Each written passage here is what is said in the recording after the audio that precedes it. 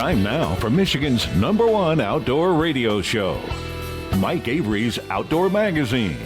Mike Avery has covered the outdoors in Michigan for more than 4 decades, and that tradition continues today.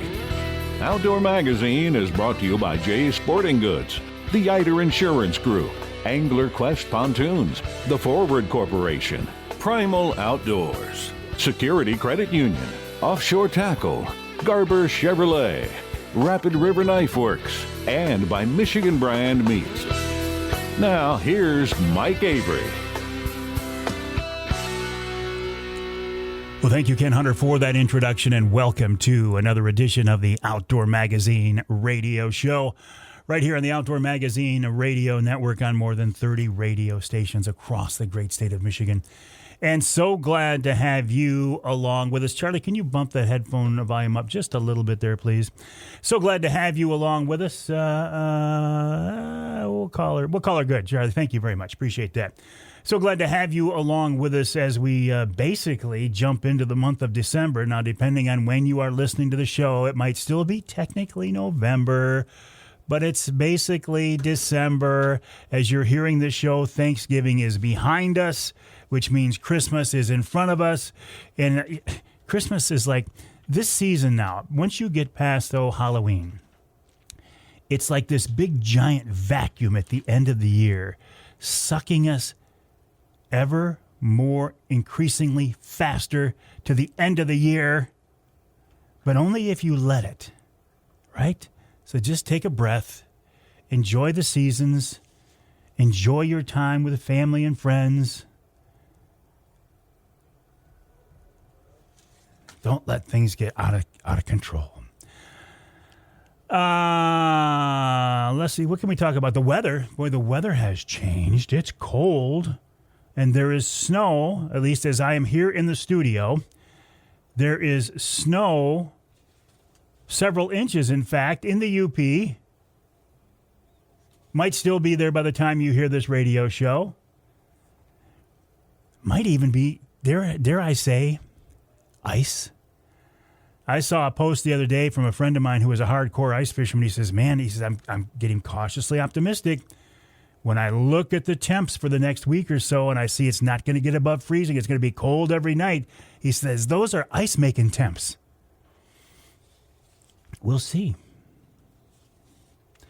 Not being an ice fisherman anymore, I don't really have a dog in that fight, except to say that I know that a lot of people depend on ice and would like to see some ice for an ice fishing season this year.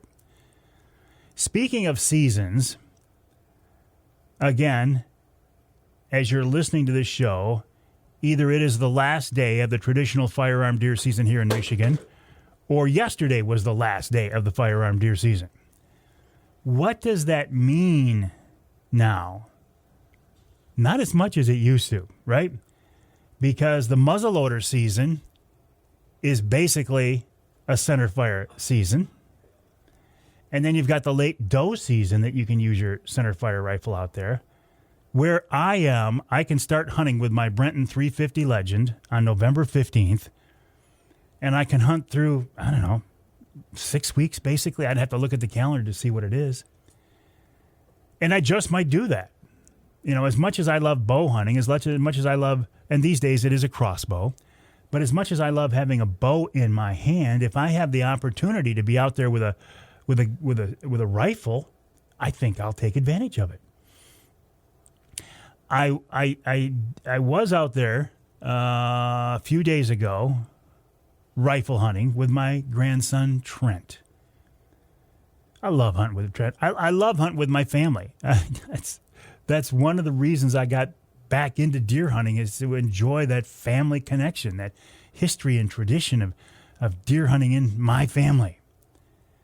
So Trent and I went out. It was only Trent and I, because my son James and my granddaughter Addison were down in Illinois.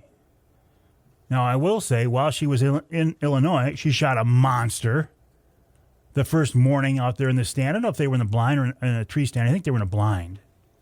Just an absolute monster buck. She's on a roll. She shot 2 bucks this year. A nice 8-point at our lease property, and then a beautiful big buck down in Illinois. So congrats, Addie. But while they were in Illinois, Trent and I said, we're going to go hunting here in Michigan. And we did. Both of us were out there trying to shoot a buck. Trent says, look, Grandpa, if I get the chance, I'm going to shoot a doe. He says, I bought a doe tag. I got a doe tag in my pocket. And he said, if I get a chance, I'm going to shoot a doe tonight. Well, I'm thinking, you know what? If Trent's going to shoot a doe tonight, I've already shot one doe, but if I get a chance, I will shoot a doe tonight as well so we can double up. Wouldn't that be cool to say I was out there with my grandson, Trent, and we both shot a doe? And we had pictures of it and stories to tell. Wouldn't that be cool? So I was basically doe hunting as well. I was on a doe hunt. Trent's in a blind, maybe 300 yards from me. That's just a guess. About an hour before dark. And I haven't seen anything, right? Nothing. I haven't seen a buck. I haven't seen a doe. I haven't seen nothing. But as I told you last week, it really didn't matter this year. The fact that I was just healthy enough to be out there, to be in a blind, that was my reward. And I sincerely, I mean that. But I really wanted Trent to shoot something on this night. About an hour before dark, I haven't seen a thing. I hear, whoom. He was hunting with a 400. Is it a Legend or is it a Bushmaster? He was hunting with a 400. I hear him shoot. Right away, I texted him and said, dead deer, buck or doe. And he said, I just shot a big doe. Excellent. So we both continued to hunt until dark because I did want to shoot a big doe as well. And he's thinking, look, if a buck wanders in, I'm going to shoot a buck too. Because he's got the tags in his pocket. DNR wants us to. Why not? Well, he never got a chance at a buck. But at dark, I took the quad over because at that point, I was still a little uneasy walking in the woods, especially after dark. Just to be extra careful, I took the quad out. So I ran the quad over to where he was, and we started looking for his deer. And couldn't find it at first. He said, I hit it really, really well. He said, she ran off to the right. We were looking to the right, which was the west. Couldn't find any blood. I'm like, Trent, let's back out of here. We know she's dead, right? It's going to be very cold tonight. Let's back out of here. And come back in the morning. We'll find her in the daylight. I know she's right here somewhere. He says, yeah, let's do that. That's a good idea. So as we're walking back to the main trail where the quad is, I've got my headlamp on. I'm looking down, mainly because I don't want to trip over logs or sticks or step in a hole or something. And I see blood. Trent, here's blood. Here's the blood we've been looking forward to.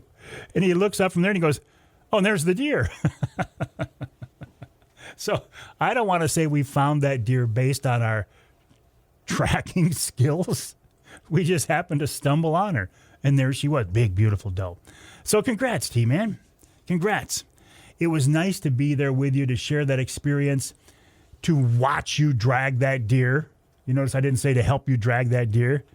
Put her on a sled, one of those jet sleds. By the way, if you are a bear hunter or a deer hunter or something that, the critter's pretty big dragging it out of the woods, get one of those jet sleds. They actually make those for ice fishing primarily. Those things are so cool. You put an animal in those, you drag it out of the woods, and it just makes it so much easier. So, and Christmas is coming, so that might be a good gift idea there. What else? I shouldn't say finally. I got my bear back from Michigan Brand Meats. They had it made into brats. I also had to grind a lot of it into burger, but they made some brats up for me. And I say finally, well, the bear's been done for a long time, but I had a little health problem and couldn't drive for a while, so I couldn't get over there to pick it up. So now that I'm healthy, I made it over there to pick it up. Long story short, Michigan Brand does such a great job. So now I've got venison burger. We have venison burger in the freezer. We now have bear burger in the freezer. And we have bear brats in the freezer. I think I'd like to put another doe in the freezer. You never know, right? You never know. Oh, what else?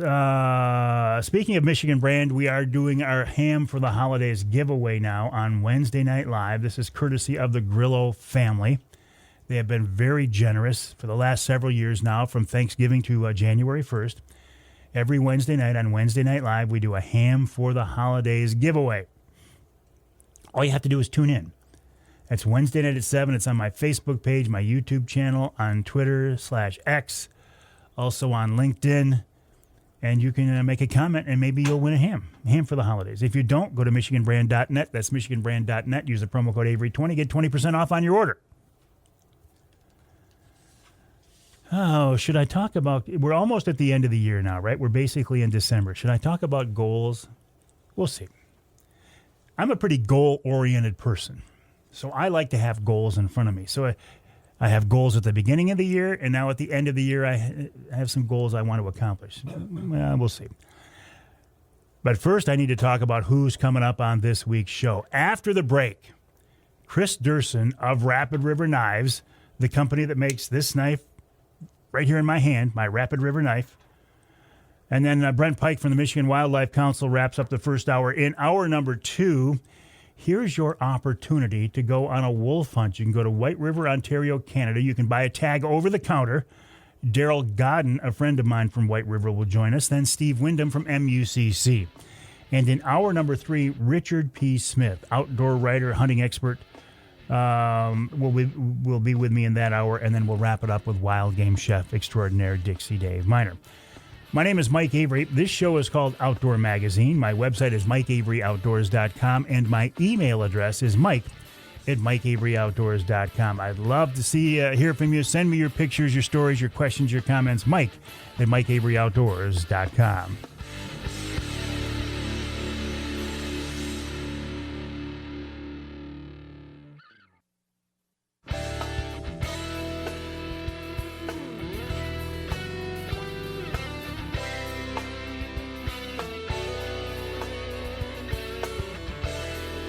You can hear the Outdoor Magazine show in Alpena on WZTK, that's 105.7 FM. You can hear us in Muskegon on WKBZ, 1090 AM. And you can hear us in Manistee on WTIQ, 1490 AM, 95.3 FM. This segment of Outdoor Magazine brought to you by the Linwood Beach Marina and Campground. Linwood Beach can be your year-round Saginaw Bay fishing destination. And I'm telling you what, the fishing in front of Linwood Beach right now is hot. The walleye bite is really hot. Big fish. Pretty easy to catch, pretty easy to find. Just look for the pack of boats. Also, I just got a report, like this morning, that the perch bite on Saginaw Bay right now is very hot as well. If we do get ice and you look to go ice fishing on Saginaw Bay, Linwood Beach can be your jumping off spot for that as well. And if it's time to winterize your boat, Linwood Beach can take care of that. Really, they can take care of anything you want fishing or boating related at Linwood Beach. LinwoodBeachMarina.com is LinwoodBeachMarina.com. Okay, if I make this sound right here. Okay, listen, here it comes. You want to hear it again? Here's the sound. You know what that sound is, don't you? That's the sound of my Rapid River knife locking back open. I just took that knife out of my pocket. I carry this knife with me all the time. I think a good knife is one of the most versatile tools anybody can have. I use mine several times a day, and it's always a Rapid River knife. I love to work with family-owned Michigan-based companies, and when I partnered up with Rapid River Knives, I think I hit the jackpot. This is a wonderful company. Their products are handmade by craftsmen in Michigan's Upper Peninsula. I cannot think of a better Christmas gift idea than a knife. And now's the time to get those things because as you get closer to Christmas, Rapid River's probably going to be sold out. But the man who would know that better than me is Kris Duerson, the man behind Rapid River, who's with me now on the Outdoor Magazine phone line. Kris, welcome back. How are you? I'm great, Mike. How are you? I'm doing good. I hear you have some snow there outside the window this morning. A little bit, not a lot, but enough to make deer hunting a little easier. How is your season going so far, Kris? It's been extremely good. I mean, as far as the number of deer harvested up here, it's been amazing. Better, it's probably the best in the last 15 years. Oh, really? And knife sales are through the roof. So it's there's people up here hunting, and they're successful. So it's good to see. Oh, that's wonderful to see. Any thoughts on what it is? Why success levels are up this year? I would have to say the really, really easy winter last year. I mean, we normally get a couple hundred inches of snow in the Rapid River area in an average winter, and last year we got 32.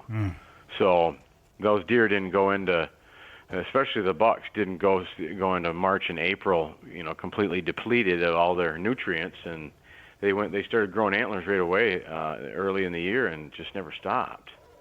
You had an event there at the shop right after the opener that I didn't make it up there, but I saw it online. Wow, what a cool event. And it looks like it was a huge success. Yeah, it was a great thing we put together with Jay Sporting Goods, and it was a community event to keep the tradition of deer hunting in the UP alive. The days of camp hopping and all that kind of stuff are gone for the most part. And we just wanted to bring a bunch of families out and see all the deer, and so it's something we started 4 years ago, and we give away a lot of prizes, and you don't have to even have a deer to enter. And we gave away about 12 or 13,000 in prizes this year, so it was great. We had over 1,000 people show up, and some nice bucks. Beautiful bucks, definitely. Yeah, they're all an average 3.5-year-old buck was probably 15% bigger with mass and just overall size than he would be on a normal year. Wow. So that winter really helped them. That's great to hear. Kris, have you had a chance to go on any hunting adventures this fall, or have you just been so darn busy with everything going on at the shop? I've been too busy. I got my big trip in January, as you know, with the mountain lion hunt out in Idaho, and been busy planning an ultimate bear hunt giveaway that we're gonna kick that off sometime in January. But we're gonna go back to Riggins, Idaho, and take a lucky winner out there and go hunt color-phased black bears in June. So, well, I hope to be part of that promotion of that as well. So as we get closer, let's make sure to talk about that, Kris? Absolutely. How about the big partnership with Stormy Cromer? I see that all over online. How's that going? It's going great. It's been a really fun collaboration. Two Upper Michigan companies that make high quality handmade products coming together like that, and I mean the product itself sells it. When people walk in or they look online and they see it, I mean, the first thing they think of when they see it is Dad's knife or Grandpa's knife or deer hunting or something like that. It's just it's such a cool project and a cool product that we're still selling them. We still sell some every single day. So it's been a lot of fun. I'm glad to hear you have some left because I know you made a limited edition of those, a limited run of those right off the bat. What we did is we guaranteed the first 200 would be mailed by Christmas, is what we did. So we're doing 500 total, and we guaranteed that the first 200 people that ordered them would have them, in time for Christmas. So we've made it to that point now. Anything after this now, we're doing our best to get them out. Well, and that's why I wanted to get you on this week here. We're recording this just before Thanksgiving, but the show will air the weekend after Thanksgiving, so people are thinking about Christmas and Christmas shopping. And I don't want people to drag their feet because if I remember right, last year, just before Christmas, you guys were sold out. You were bare. Yeah, we typically sell out every year, no matter how many knives we make, how many people that we bring on board to help out. We sell out. So, I'm thinking probably around the 10th of December will be your last day that we can guarantee delivery by Christmas, just based on the shipping and all that kind of stuff. So, don't wait. We got a lot of good sales, a lot of good deals. Obviously, everybody that listens to you gets Avery 10. I've had 2 people redeem that this morning alone. So, oh, no kidding. If people don't want, they shouldn't drag their feet because every year I get people that are real upset and order after, and we just tell them, that we apologize. We can't, we can only hand make so many. So, but then those are the people that order in August the following year. They learn, don't they? Yeah. I was thinking, look, if somebody doesn't want to screw around with shipping or doesn't want to, risk not getting a knife by Christmas, just come on up. Go up to the shop and see you guys in person. That makes it a lot cleaner and a lot easier. Certainly. Yeah, you skip all the shipping. You come in and you see a knife you want. In the case, you can pick it out and have it laser engraved right on the spot. That's free. The whole laser engraving process takes roughly 10 minutes. So the goal is, I mean, if you guys aren't super swamped, if somebody comes in, they pick out a knife, they can get it engraved while they're there and take it home with them. Absolutely. Yep. That's the whole idea. We're already taking a couple hundred packages a day down to the post office. So if we can engrave somebody's knife for them and send them on their way home happy, then that's what we do. Do you charge more for that? No, that's always been free. Oh. That's always right down to company logos and all that kind of stuff. It really personalizes a knife really nice, and it's not a hard thing to do. It's not extremely time consuming, so we offer that free on all of our knives. Chris, you brought something up to me a few weeks ago, and I've been thinking about it ever since, about doing maybe an Outdoor Magazine radio version of one of your knives. I think that would be a good idea. I just think, well, I'd like to think some people would like those. I think we could sell some. Oh, absolutely. There's no doubt in my mind. When we first started Avery 10, I thought, well, I'll see how it works. We have somebody that redeems that code every day. Several. I mean, this morning I've got two. I've already had two people use it. So you have a very large following, and it would just be fun. The collaborations like that, where we come up with something that's your knife. You design it, we design it together, and we number them, and make it a limited edition. Yeah. Where when they're gone forever. It's a lot of fun, and those are the fun projects to do. I hear from people all the time say, we hear you talk about Rapid River. We were up there, or sometimes even made a special trip. We stopped by the shop. Thank you for telling us about that, because I've never sent anybody your direction, Kris Duerson, that wasn't absolutely excited to see what you have there. Yeah, most people are shocked when they walk into our factory store. There's really nothing else I can compare it to. But we wanted to create a destination, not just a knife shop. So when you walk in, you feel like you're walking into the Natural History Museum or into a giant wildlife, outdoor museum, because there's over 300 taxidermy mounts and a lot of cool stuff that you would never see anywhere else. Plus, we have a tremendous amount of merchandise and inventory and clothing and custom gifts that we buy and we make, almost all Michigan products. So there's so much to look at. There's some people that you're right. They drive up here from Saginaw and they spend 3-4 hours in our store, and it's fun to hear their reactions when they walk in. Some of them I can't say on the air, but thank you. I can hear them when they walk through the door. I could tell that they were not expecting what they saw when they walked in.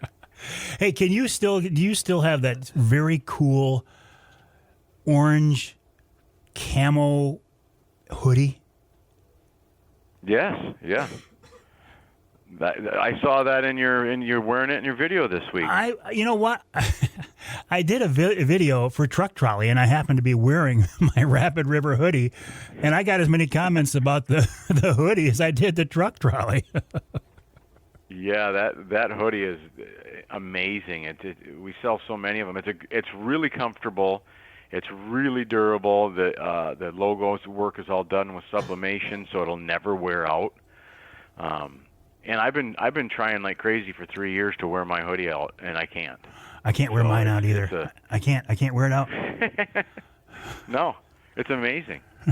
So yes, we still have that one. That's our digital camo, the orange version that you were wearing. Perfect. Hang tight, Kris. I got to take a break here on the Outdoor Magazine Show. We're talking with Kris Duerson of Rapid River Knives, the website rapidriverknifeworks.com. By the way, this is a new website.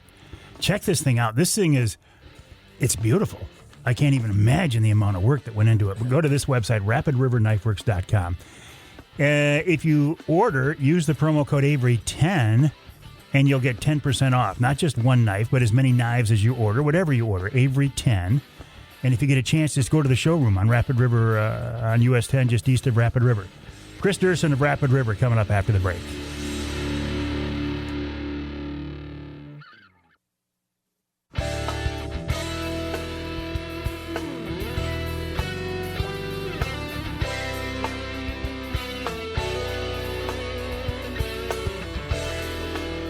hear the Outdoor Magazine show in Battle Creek on WBCK 95.3 FM. You can hear us in Traverse City on WTCM 580 AM and north of the bridge in Marquette, WDMJ 1320 AM. This segment of Outdoor Magazine is brought to you by Premier Maritime Training. If you've ever wanted to get your captain's license, I think this is your best bet. Captain John Littlefield taught my captain's class, and if he can help me become a licensed charter captain, believe me, he can help you as well. Check out the website, pmtcaptains.com, for more info. John has classes across the state. I'm sure you can find one that will fit your schedule. That's pmtcaptains.com. While you're online, please check out my website, MikeAveryOutdoors.com, and then head on over to RapidRiverKnifeWorks.com. It's a new website. It's a beautiful website. Chris, it's obvious, Kris Duerson, it's obvious a lot of work has gone into that. Yeah, we started, I would say, the end of March, early April, and we've put over 4,500, probably closer to 5,000 man-hours into it now. Completely rebuilt it. It needed a lot of work, obviously. In today's day and age, everything needs to be mobile-friendly, and it needs constant updates. So it's been just as much work as building a new brick-and-mortar store. But it's amazing. It's a beautiful website. We are working on it every day, and we won't stop. But it just gives you a much easier and a much better experience online. Oh, I think it's beautiful. RapidRiverKnifeWorks.com. Chris, the reason I wanted to get you on now was to remind people to, if you're looking for a Rapid River knife as a Christmas gift, and I think they're a great gift idea, now is the time to do that. So if somebody's listening to this going, that's a great idea, but I don't know what kind of a knife to get whoever, where do we start, Chris? What's a good all-around knife that would work for most people? So I'm going to go back to our original Skinner. If you're looking for any kind of a big game hunting knife, we call it the Skinner. It's great for field dressing whitetail and bear and moose, elk, but it's not too big to use, as an everyday carry either. So I would recommend that. Our Royal 7 fixed blade is a great option. And then if you're looking for a pocket knife, our original Uper pocket clip is by far the best value on the website. That's the knife, one of them that you have, and it's just a great knife. You could use it 100 times a day, and it's kind of bulletproof. So I would highly recommend the Uper pocket clip. If you had one knife to pick, I'd recommend that one. Yeah, I got to agree with you there. I mean, it's a wonderful knife. I've used it for bear. I've used it for deer. I use it for opening boxes. I use it for cutting string. It's something that's always there in my pocket. And all of your knives, I find this interesting, all of your knives, I say this in the commercial, but this is true, handmade by craftsmen in Michigan's Upper Peninsula with a lifetime guarantee.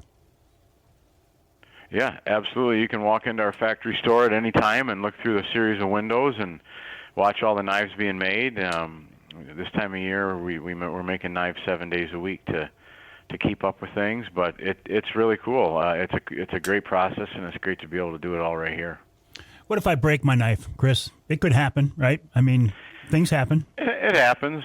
It happens. So the number one thing to realize and to remember when you call us or when you come in is remember that we're not stupid.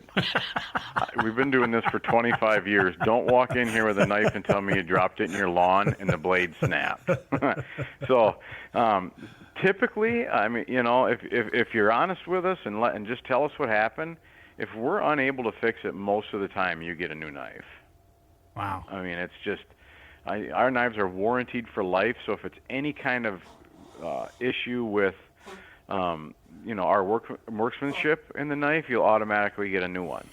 But if it's something that you do on accident, you didn't mean it, come in and be honest with us, or call us up and tell us, hey, I was trying to pry a car door open.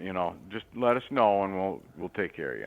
Trying to pry a car door open. I was using it for a screwdriver. Yada yada yada. All kinds of different things.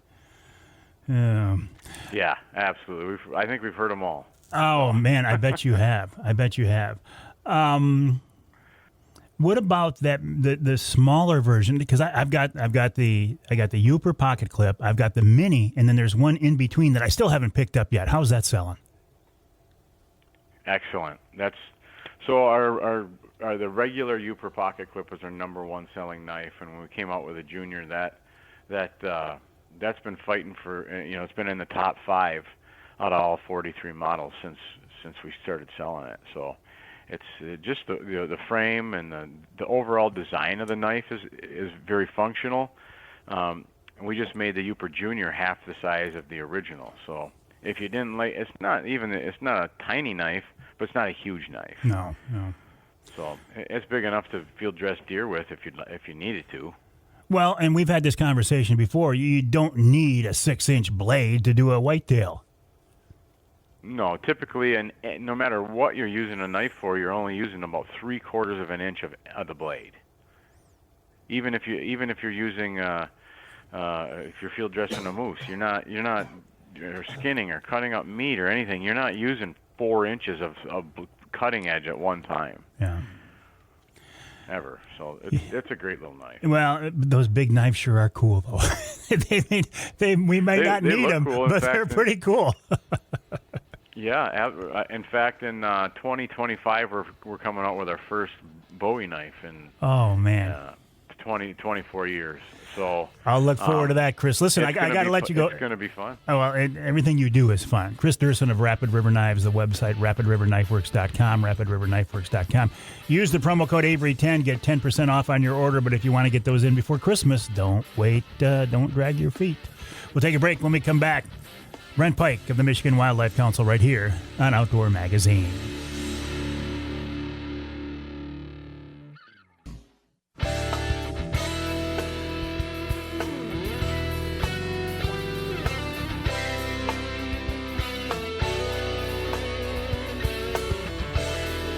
You can hear the Outdoor Magazine show in Caro on WKYO 1360 AM and WIDL 92.1 FM. You can hear us in Port Huron, WPHM 1380 AM. And you can hear us north of the bridge in the Sioux on WKNW 1400 AM. This segment of Outdoor Magazine is brought to you by VersaSkins. Michigan-based VersaSkins just change your skin for the season you're in. Why buy a bunch of different sets of expensive hunting clothes when you can buy one good quality set and snap on and zip on an outer shell of a different camo pattern? If you need really big sizes like 4, 5, 6X, the kind that are really hard to get, the sizes that are hard to get, VersaSkins has you covered. If you are a saddle hunter, VersaSkins has you covered there as well. Check out the website, versaskins.com. That's versaskins.com. Or you can find them on Amazon. Go to Amazon.com and do a search for VersaSkins brand. VersaSkins, just change your skin for the season you're in. And right now we are in the fall season, the late fall season at this point, the hunting season. There's a lot of great fishing going on right now as well. I like to check in about every month or so with the folks from the Michigan Wildlife Council. They are doing a great job in promoting our outdoor heritage to the non-outdoor enthusiasts across the state. Brent Pike is a member of that council, and he's with us now on the Outdoor Magazine phone line. Brent, welcome back. How are you? I'm doing great, but I'm doing even better knowing that you're back on the air, Mike. We had quite the scare with you there a few weeks ago, and glad to hear your wonderful voice back on there, and glad you're on the mend and doing well. So I appreciate you saying that. It was an interesting time. God was watching over me, and modern medicine and a lot of prayers, and I'm here, and I appreciate you saying that. But how has your fall been going? It's been pretty good. I've done a lot of traveling. The early season in Montana was really good. We struggled here in Michigan. I mean, I think there's a fair number of birds around. I'm a big bird hunter, by the way. But it just, it was, as everybody can attest, it was a hot, dry fall, which made for, tough for the dogs and tough to get out at times. But hey, a tough day in the woods is a better day than a good day in the office, right? Boy, that is certainly the truth. And in fact, that's kind of, not directly, but that's kind of what you guys say in your message. Look, a day outdoors is a great day. Michigan hunters and anglers are paying for a lot of things across our state. How is that campaign going? It's going fantastic. I mean, we're really starting to the data is showing that we're making really good inroads with the folks that are, the non-hunting population, which is what we're really trying to target, and we've really just been trying to get those folks to be positive about the outdoor experience and not necessarily try to get them into hunting and fishing, but just to make sure that when they go out there and vote, that they're casting their votes in a way that would, benefit sportsmen and sportswomen across the state. And we're starting to expand that message a little bit and trying to get some of these folks actually to maybe take that first step. Maybe it is to, go do a little walleye fish with a buddy, or a little perch fishing, or go on a squirrel hunt, or even a pheasant game farm hunt, that type of stuff. And we're anxious to kind of see if we can get some of these people to not only move from being, ambivalent towards hunting, towards maybe being pro hunting and getting out there and actually, using some of the wonderful resources we have in this great state. That is exciting. I will be very anxious to see how that message is received. Me too. We got a new marketing partner we're going to start with in 2025, and they've got some really cool, new, bold, fresh ideas, and they're gonna challenge kind of the way we've been doing some things, which is great. It's always good to be a little uncomfortable at times with how you're doing things. Now, Michigan is one of only 2 wildlife councils in the country, so we're lucky to have you guys here in our state. For sure. I mean, us in Colorado, and I don't know if I'm sure you followed this, but Colorado recently had a ballot measure where they're trying to outlaw basically cat hunting in the state of Colorado, and we know that Colorado is really kind of gone very left wing in a lot of things, and I would venture to say that the Wildlife Council of Colorado helped push that initiative down the tube and protected the hunters' rights to be able to continue to chase cats out there with dogs and traps, et cetera. So kudos to them for doing a great job of educating the general public on that stuff. And that's obviously our goal here, too, is to not only preserve and protect our heritage of hunting and fishing in the state, but, maybe grow it a little bit, too. Well, because we never know when the next challenge is going to come up. We cruise along as hunters and anglers and shooters and trappers in our own little world. Everything's fine, and we don't see these things coming sometimes, and boom, it's like, wow, why are they going after this? We just never know anymore. Yeah, I mean, the opposing side of this is relentless. I mean, their outright stated goal is to end hunting and fishing. I mean, they think that it's cruel and unusual to be able to do this stuff, and clearly you and I both know that they're completely uneducated and ignorant to the situations of what hunters and fishermen provide, not only from a food standpoint, but from a conservation standpoint, to be able to continue to have these beautiful animals running around in our landscape. Well said, Brent Pike of the Michigan Wildlife Council, the Here for Generations campaign, the website hereformioutdoors.org. Brent, what's the website for your company that makes the clothing, the upland game bird hunting? Pike Gear, Pyke gear.com. We got a great Black Friday sale going on right now, so if anybody's looking for really super high quality hunting apparel that's designed by hunters, check us out. We'd love to have some support. Michigan's been a great support base for us in the past, and we hope to continue that in the future. Excellent. I'm glad we could work that in. Brent Pike of the Michigan Wildlife Council, here for MIOutdoors.org, here for MIOutdoors.org. We'll take a break for the top of the hour. When we come back in our second hour, have you ever wanted to go on a wolf hunt? Well, you can. All you got to do is cross the border, go to Ontario. We're talking with my buddy Darryl Godin, and then Steve Windom from MUCC.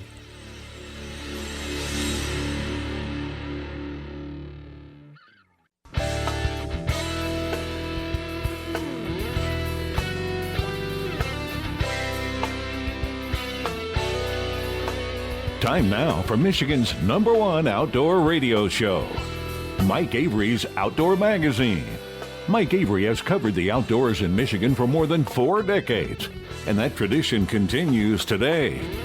Outdoor Magazine is brought to you by Jay's Sporting Goods, the Eider Insurance Group, Angler Quest Pontoons, the Forward Corporation, Primal Outdoors, Security Credit Union, Offshore Tackle, Garber Chevrolet, Rapid River Knife Works, and by Michigan Brand Meats.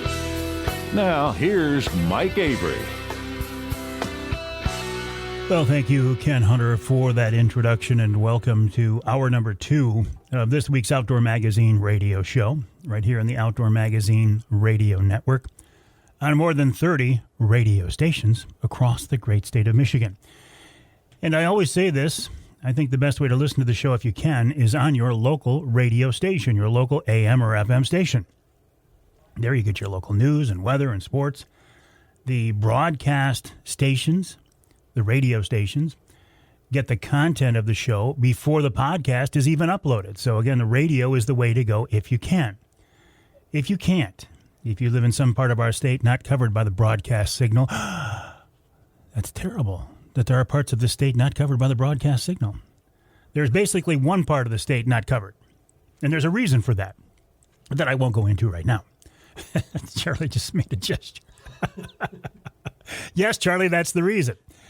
Or if your local AM or FM station doesn't carry all 3 hours of the show, isn't it nice to know that there's a podcast version of Outdoor Magazine Radio made available? It's the same content. If you listen to the podcast or listen to the broadcast, it's the same content. You're just getting it in a different way. Best way to listen to my podcast, if you can, is go to the website, MikeAveryOutdoors.com. That's MikeAveryOutdoors.com. It's also on my Facebook page. It's on Amazon Music, Audible, Twitter, LinkedIn, Apple Music, Google. Listen, I could go through the whole list. The whole list of things, places you can listen to it, including YouTube.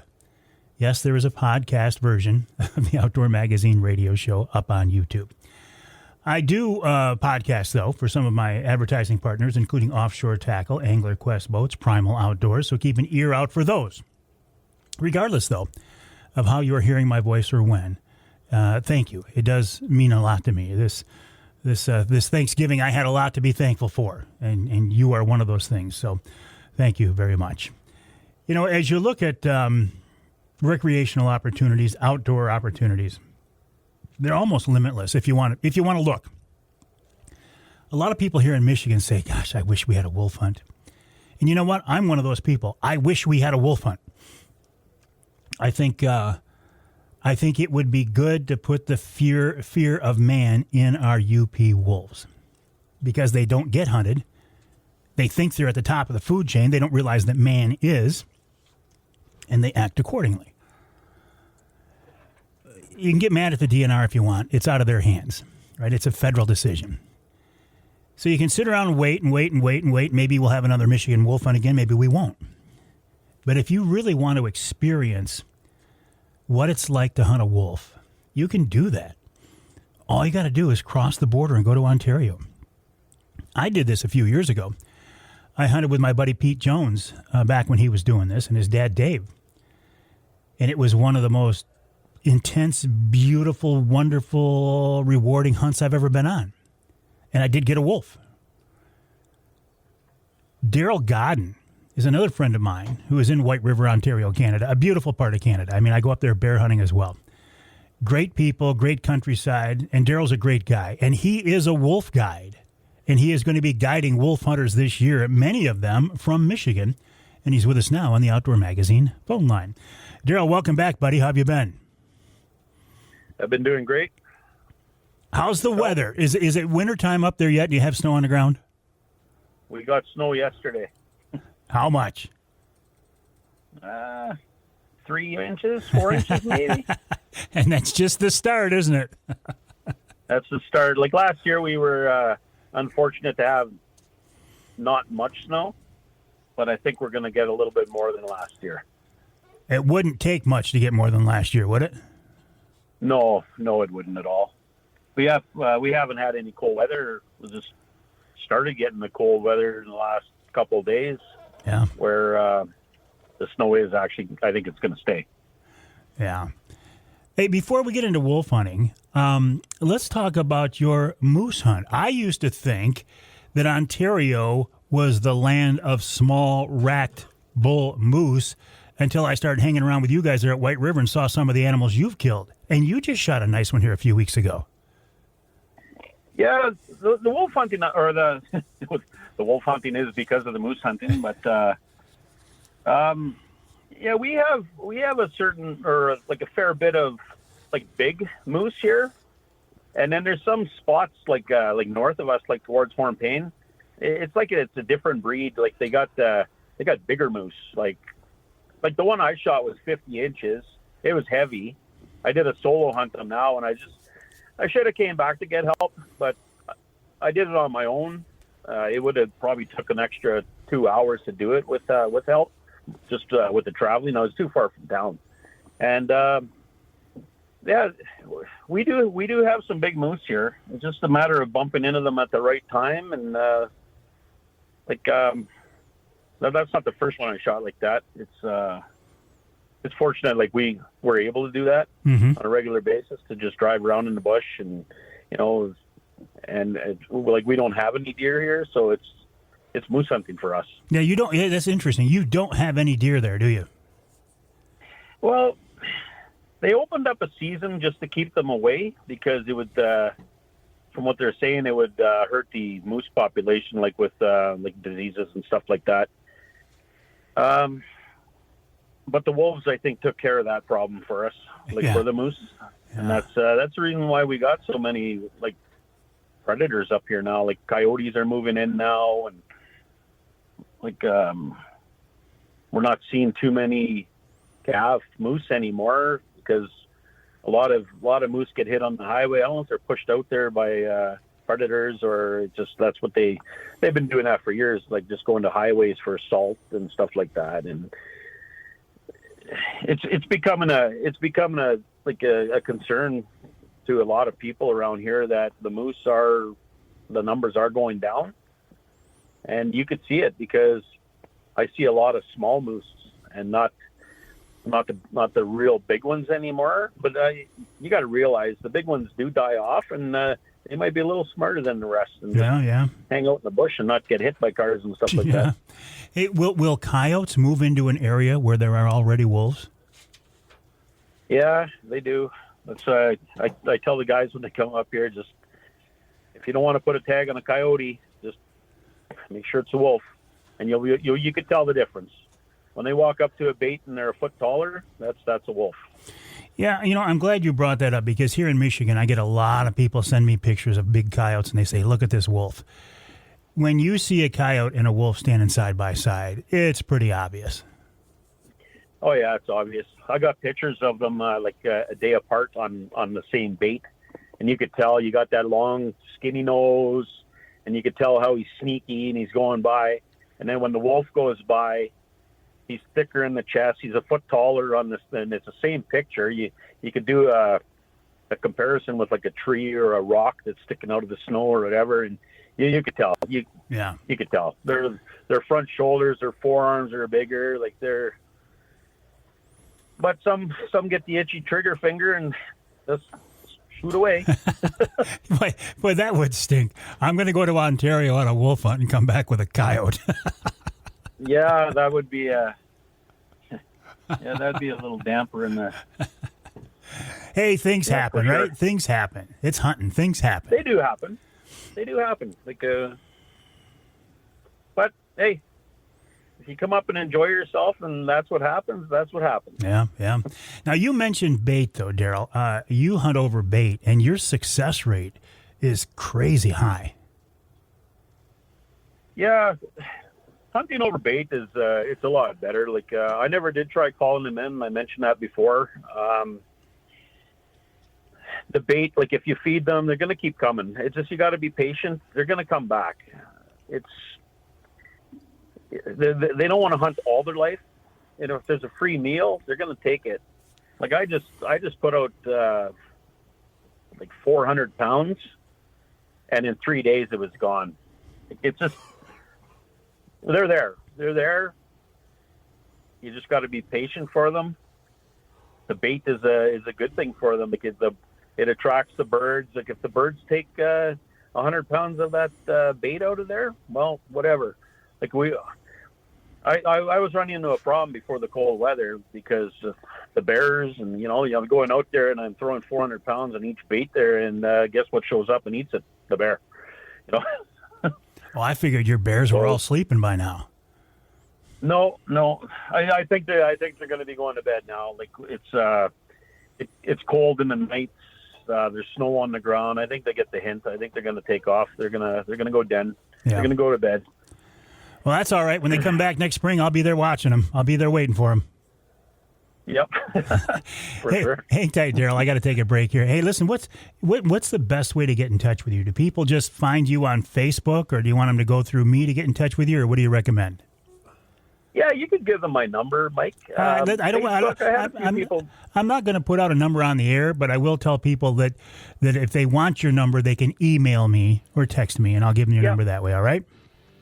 Yeah, for sure. Okay. We're talking with Darryl Godin. He's a very well-known wolf guide from White River, Ontario, Canada. And if you want to get in touch with Darryl, because I hate giving phone numbers across in the air, right? Just send me an email, mike@mikeaveryoutdoors.com. I'll be happy. I'll pass his number right along to you, mike@mikeaveryoutdoors.com. I can get you in touch with Darryl. And you could be going on a wolf hunt this winter, and it's a very, very cool experience. More coming up after the break right here on Outdoor Magazine.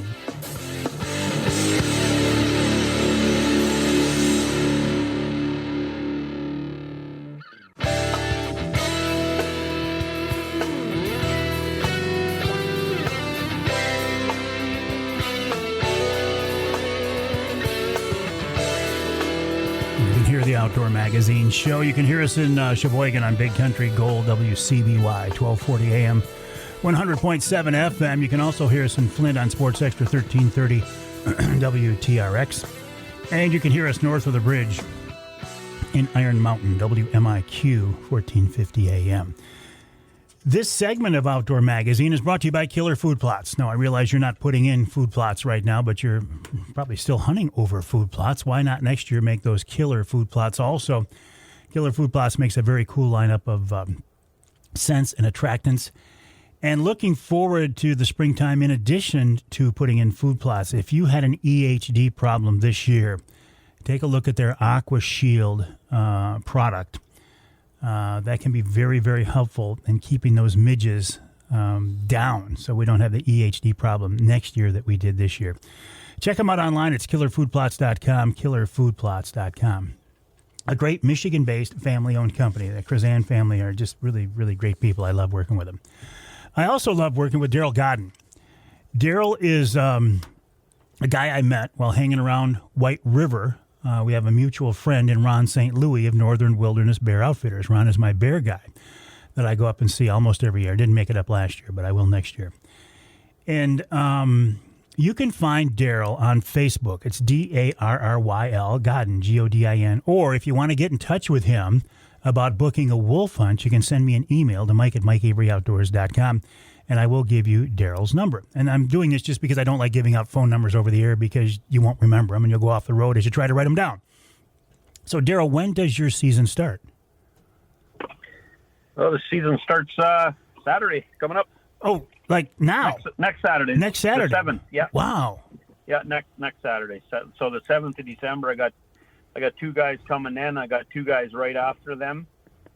And then we're going to take a little break because I work with Ronald, and he's going to Cuba, so I got to wait for him to get back to start the New Year's hunt into February. Ron's going to Cuba? Oh yeah. Well, I was going to say I hope he brings him back some cigars. I can't smoke cigars anymore, but I hope he has a good trip down there. Well, you never know. I'll mention it to him when I see him there. Yeah. So, is the hunting better earlier in the year, or is it better when it gets real cold and you get a lot of snow? I think it's better at the beginning of the year. That way they're the first guys, get a real good poke at them there. And when it gets into the February, it starts getting into mating season and all that. And I never really followed the wolf schedule when they do that. But I'm just, like I say, I baited these stands for a long time. And it just seems like they just keep coming back. If I skip a week of baiting, I go there, the bait's gone. There's wolf tracks all over the place. So they're coming to the baits. It's not like they say, I'm not coming back. It's just a matter of they'll be back. If I keep feeding them, they're coming back. And I don't think there's a good or bad time. I think it's just the furs are going to be in a little bit better shape at the beginning of the year. And with the mating season, if there's fighting and get some battle scars on them and stuff like that, which is good character and amount, I guess. Well, yeah. But your success rate, Darryl, is higher than anybody I've ever heard of who guides wolf hunters. You're almost 100%, aren't you? Yeah, like last year we had guys come back and tag out, We had wolves come to bait sites and miss shots, stuff like that. And one of my guys come up, and he was sitting in the blind, and if they were able to open fire on him, there was 10 come in one time. Wow. And he chose to shoot the one that he liked. He waited, and they did good. And then one guy Dan that come up with Jeff from Florida, he shot a second one. And these guys who come up from Florida, they must be having kind of a culture shock when they come from Florida up to White River in the middle of winter. Yeah, for sure. I got one guy coming in from Florida in February, and another one, his friend that's coming with him, is from Seattle. So you're coming from a rainy spot and a hot spot to 30 below. A lot of your hunters are Michigan guys, though, aren't they? Yeah, for sure. I got guys from Ontario also.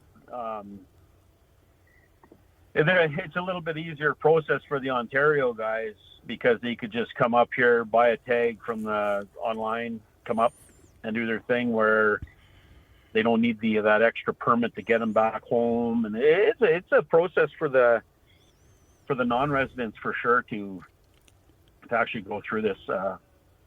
But everything's done prior. And, I thought it was going to be a lot more hassle than it actually was to get a wolf back across the border. I thought it was surprisingly easy.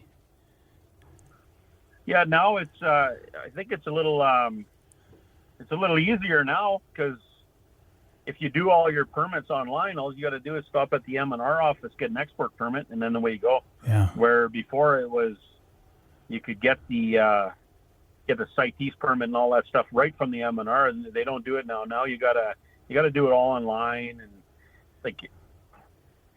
you got to do it well in advance. Yeah. And I think the permit is good for 6 months. But if I'm going to come back to White River on a wolf hunt, I'm going to do the planning. I'm going to have all my permits ahead of time, and I'm going to be ready to go. But I was thinking back when I hunted, it's been several years ago now, hunting with Pete. I was out there in a portable pop-up blind, in a heater bodysuit, with a heater at my feet. There was one day it got down to 40 below. I mean, it was a pretty grueling hunt there for a while. It was wonderful. It was fun. But you've made it a little easier on your hunters these days, haven't you? Yeah, I accommodated one couple. He wanted to come up with his wife, and she wasn't hunting. She wanted to just be there with them. So most of my blinds now are 4x6 blinds, where you could sit comfortably with two chairs and a heater, the two windows, so your buddy or your wife or whatever want to look out the window and watch too, and instead of just sitting in a black box. So I made them a little bit more comfortable. They got like I said, 4x6 heated box blinds. They're not insulated yet, but that's my plan, because like you said, 38, 40 below, that gets a little chilly even with a buddy heater. I can tell you firsthand, it gets pretty cold. Yeah, it gets cold. And like I even sit in them there myself, like just not to shoot, but just to see what's going on. And yeah, I don't sit in there too long.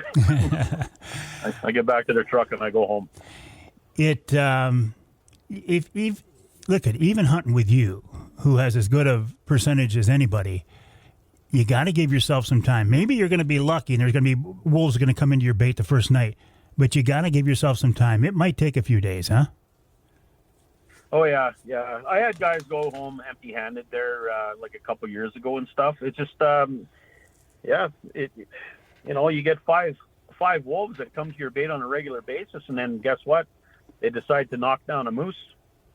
Well, they might not show up. A straggler might show up, but not the regular 5.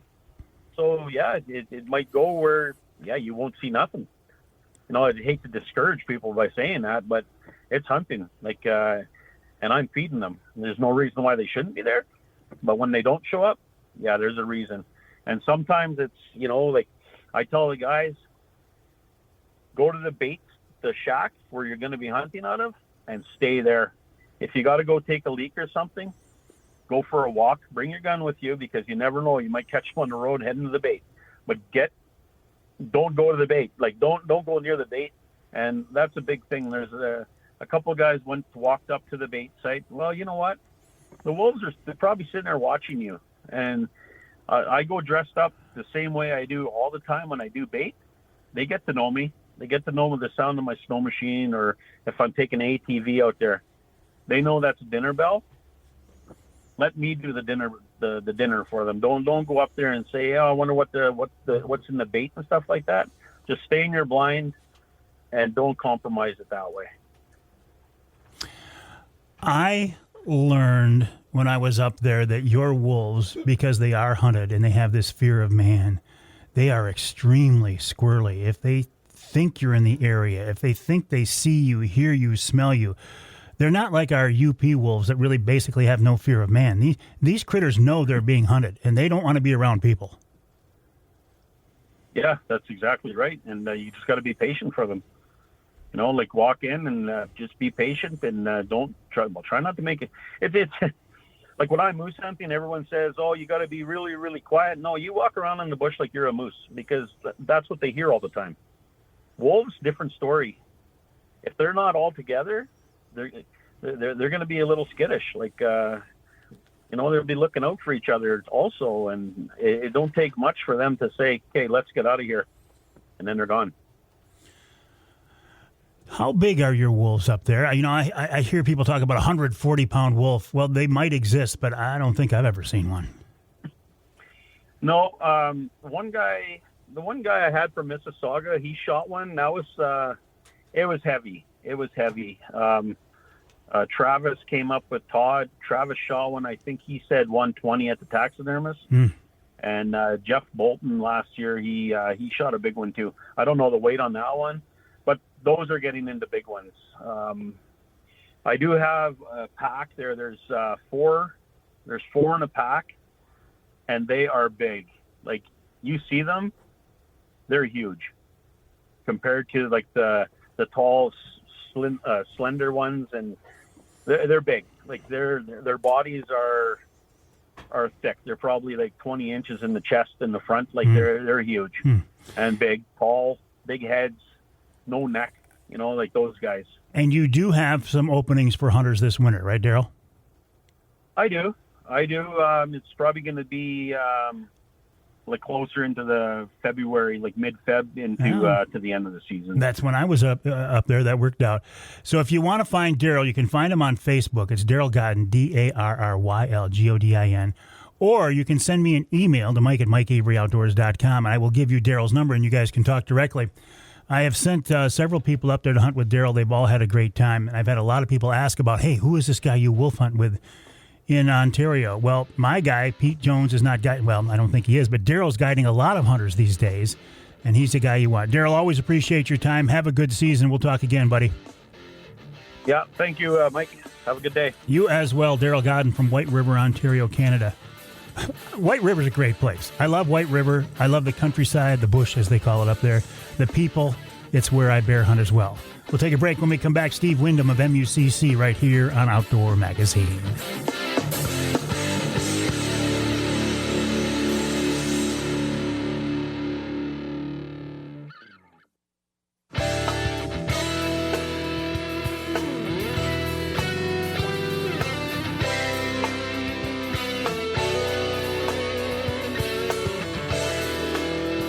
You can hear the Outdoor Magazine show in Houghton Lake on the Twister, 92.1 WTWS.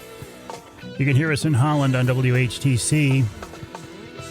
That's 1450 AM, 99.7 FM. And you can hear us, let's go to Escanaba, the Riviera of the North. WCHT, 600 AM, 93.5 FM. This segment of Outdoor Magazine is brought to you by, here it is again. That sound. That's the sound of my Rapid River knife opening up. We had Kris Duerson of Rapid River on the show in the first hour. I think a knife is a great Christmas gift idea, but I think that you don't want to wait till the last minute if you want a Rapid River knife. Order now. Go to the website, rapidriverknifeworks.com. Use the promo code Avery10. Get 10% off, or go to the store. on US 2, just east of Rapid River. And check them out, rapidriverknifeworks.com.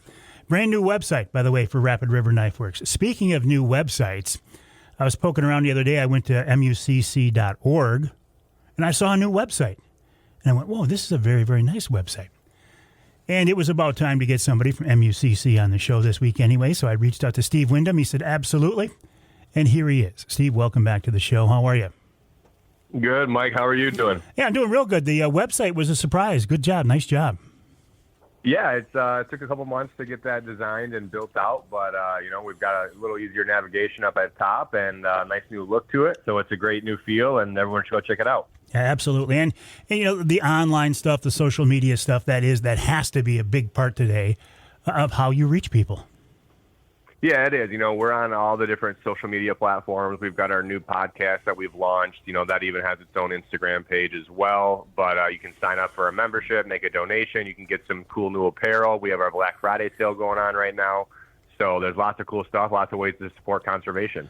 I love the new podcast, by the way. I think you guys have it dialed in. I appreciate that. I think we're doing a cool thing there, trying to keep everybody informed and up to date, and also have a little fun at the same time. Well, keeping people informed, that is a big part of what you guys at MUCC are all about.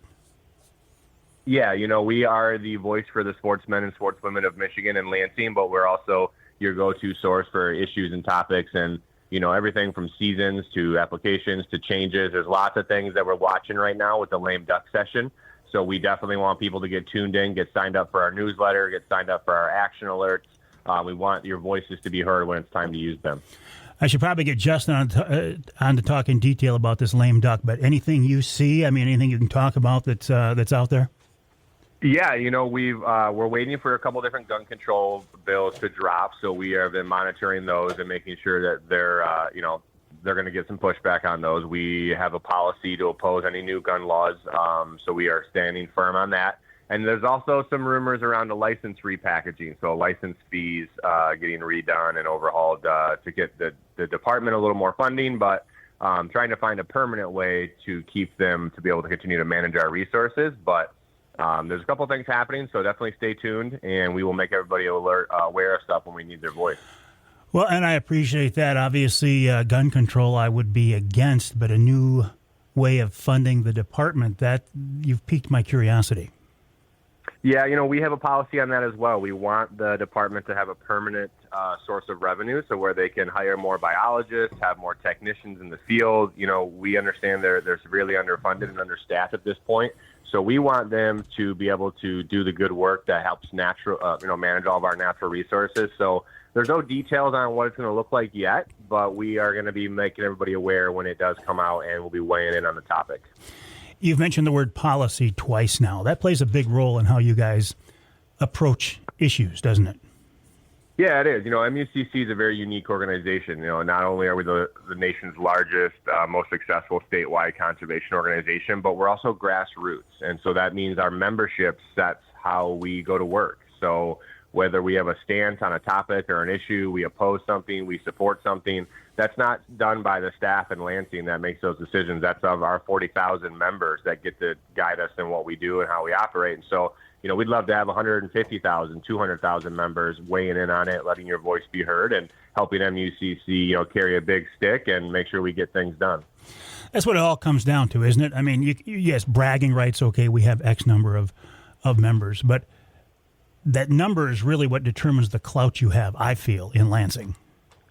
It does. Hunters and anglers and trappers are already kind of a small portion of the population, so we need to always come together. And, when you have 250,000 or you have 500,000 people that are all, you're representing, then people are going to listen a little more. They're going to take your input a little more serious, and they're going to understand that, our membership base holds a huge footprint within their territories or their districts. And so they're going to want to know what their constituents think. And when we have those constituents under our tent and then in our tribe, then we're able to carry that voice and make sure that we hold lawmakers and even if you didn't agree with everything that MUCC, proper way. Even if you didn't agree with everything that MUCC stands for, I think it's a good organization to join because I believe you're doing a great job, and we want to have an organization in Lansing that has clout like you guys. So I appreciate it. The new website, well, it's MUCC.org, but it is a new website. Steve, always a pleasure. We'll talk again soon. Thanks, Mike. Steve Windom of MUCC, MUCC.org, MUCC.org. I am a proud member of MUCC. When I talk about not necessarily agreeing with everything they stand for, that's fine. But MUCC is one of the few organizations, maybe the only organization I can think of, where you as a member can have a direct say in what the organization does stand for. It is a member-based organization, which I think is very cool. MUCC.org, MUCC.org. We'll take a break here in the Outdoor Magazine Show. When we come back, we'll wrap up this second hour of the show with this week's Ask Avery question. And then in hour number 3, Richard P. Smith is going to travel south of the bridge. We'll talk about that and more coming up here on Outdoor Magazine.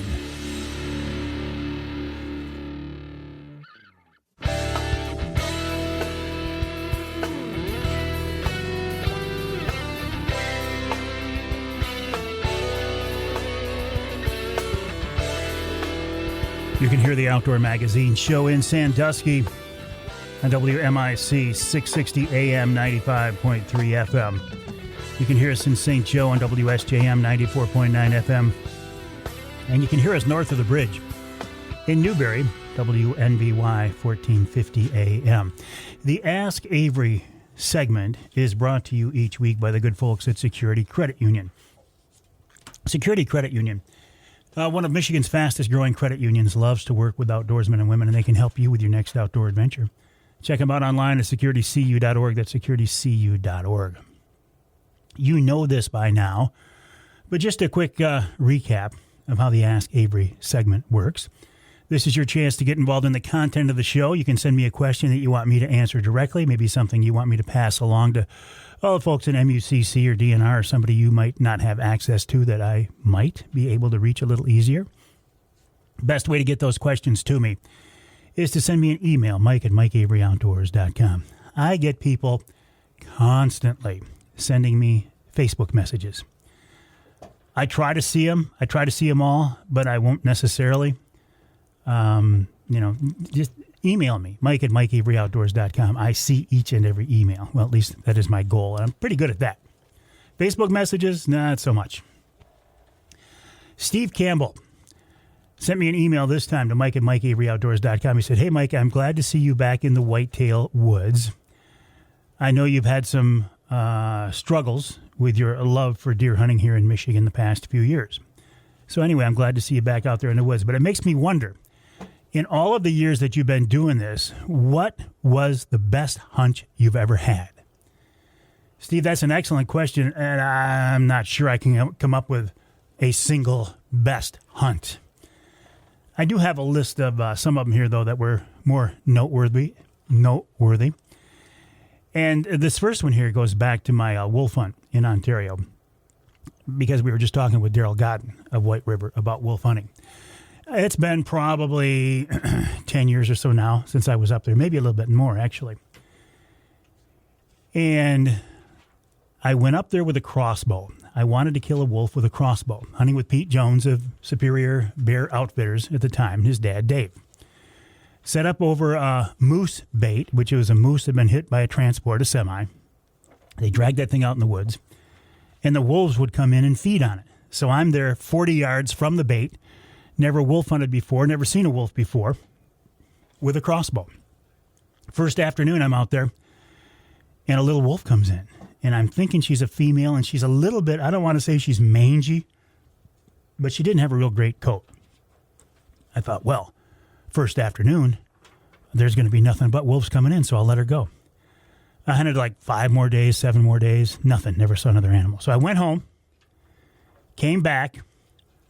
This time I'm using Pete's rifle.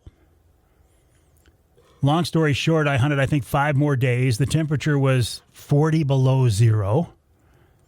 I'm out there in a pop-up Ameristep blind in a heater bodysuit with a Mr. Heater buddy between my legs. Big, beautiful wolf came in, 109 yards. Went to pull the trigger. Click.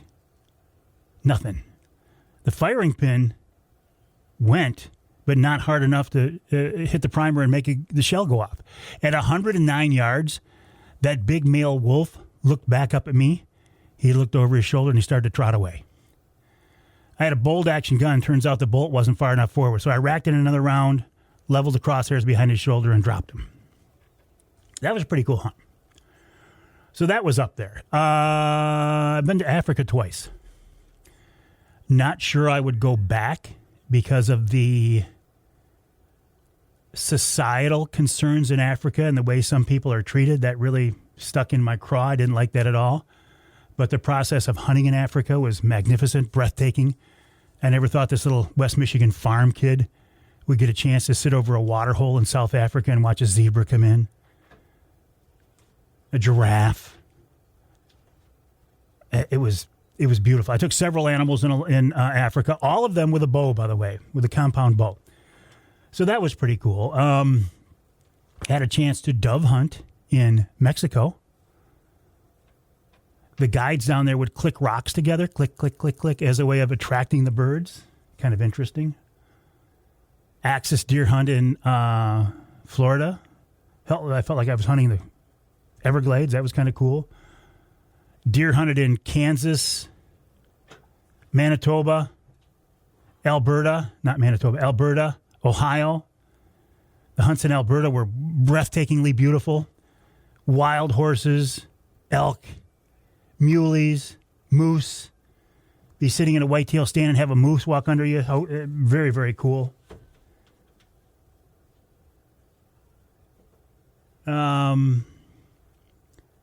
But I think maybe the best hunts I've had have been a lot closer to home. One of the most intense emotional hunts I've ever had was when my grandson Trent was young, sitting on a blind with him and his dad James, looking over the shoulder with a camera as Trent shot a little spike buck. And it's a good thing it was dark because when we recovered that animal, I had tears in my eyes. And you know what? This doe that I took with a crossbow here about 3 weeks ago, I hadn't killed a Michigan whitetail. I hadn't killed a whitetail in like 15 years. That felt pretty good. So you don't have to go to some cool and exotic place to have a truly memorable hunt. I have been blessed to do so. But hunting is what you make of it. You can make a trip in the backyard into an experience that you'll always remember. And that's what we should strive for, I think, every time out. We'll take a break. When we come back, our third and final hour with Richard P. Smith and wild game chef Dixie Dave Minar coming up.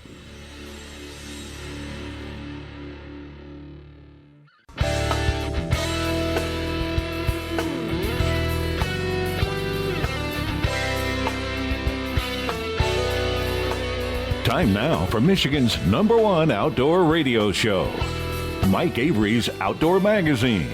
Mike Avery has covered the outdoors in Michigan for more than 4 decades, and that tradition continues today. Outdoor Magazine is brought to you by Jay's Sporting Goods, the Eider Insurance Group, Angler Quest Pontoons, the Forward Corporation, Primal Outdoors, Security Credit Union, Offshore Tackle, Garber Chevrolet, Rapid River Knife Works, and by Michigan Brand Meats.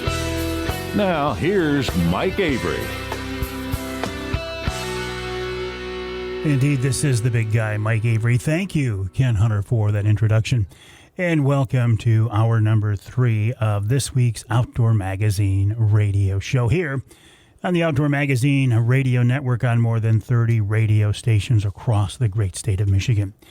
As you are listening to this show, it's either the last day of November or the first day of December, if you're listening to the broadcast version, the radio version of the show. Man, how does the year go by so fast? It really does. I mean, it seems like 2 weeks ago we were just out on Saginaw Bay walleye fishing in T-shirts and shorts. And now we're looking at Christmas coming up just around the corner.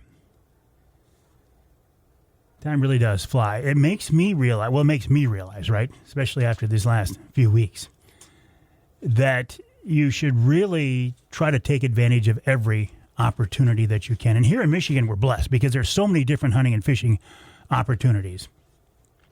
We're also blessed here in our state with we have a really good pool of people, in my opinion, who are very knowledgeable and who are very willing to share their knowledge and information with other hunters and anglers. Richard P. Smith is one of those guys. Mike Avery, have learned so much from Richard, especially about bear hunting. When I first started bear hunting, I didn't know much about it, and I would routinely turn to Richard. How do I do this? How do I do that? How do I judge this? What's the key here? What's the trick here? And I'm just one of many, many people over the years that Richard P. Smith has helped out with his knowledge and information. And that's why I always look forward to talking with him here on the radio show to see what else he's got going on and get a little insight into other areas as well. And he's with us again here in hour number 3 of this week's show. Richard, welcome back. How are you? I'm great. I'm glad to hear that you're doing well. I'm glad to be doing well, Richard. Let me tell you, and well, your brother had a similar situation too, didn't he? Yes, he did. He had a stroke.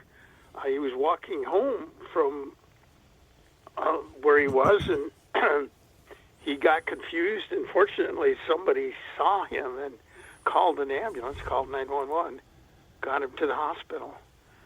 And he's made an amazing recovery. He's now back to doing what he was, as you are. Yeah. After having a stroke, which is terrific. It is, and it's very scary, but it makes me realize you got to take advantage of the time that you have while you're here. And boy, Richard, you're a guy who has lived by that motto your entire life. When I look at your portfolio and your list of things that you've done and places you've gone, I realize it's not over yet, but you had a pretty good journey, haven't you? Yes, I have. I'm very blessed to be able to do what I'm doing, and grateful every day. How did and I realize it's not over yet, but how's your deer season going? Well, I shot about a dozen so far. A dozen? Including a couple whoppers. With a camera, of course. Oh. You got me. Oh, hey, listen. Don't take advantage of a guy who had a stroke, okay? Sorry about that. Oh.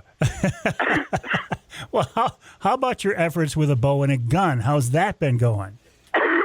Not so good. Oh. I haven't filled a tag, and that's why I mentioned what I shot with a camera. I've done very well with a camera. But with my brother's stroke, I was taking care of his business while he was in the hospital. Yep.